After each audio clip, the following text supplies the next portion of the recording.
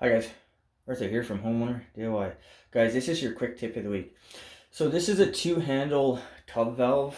We also call them diverters. Now, these are not pressure balancing. So if you want to make the transition from a two-handle to a single handle, you're going to need what is called a renovation plate. So the idea of a renovation plate is that it's going to go over both, and then your single handle will go on the inside. Now, the complaint for this one here is that it's not pressure balancing. So if you want to make the transition to a renovation plate, that means you have to rip a hole in the wall and then solder in a new valve and do all of that and break out tile and cut through and do all this other stuff.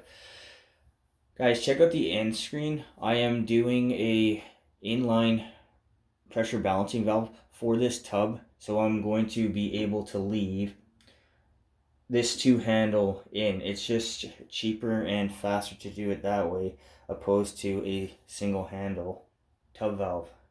So what we're going to do is we're going to look with the renovation plate actually installed.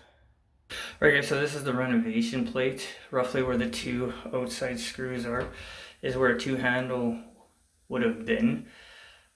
But this is how you're going to transition from a two handle into a single handle diverter without ripping everything out, using a bigger plate to cover everything. This is simple, it looks good, and it'll save you money. Guys, that's your quick tip of the week.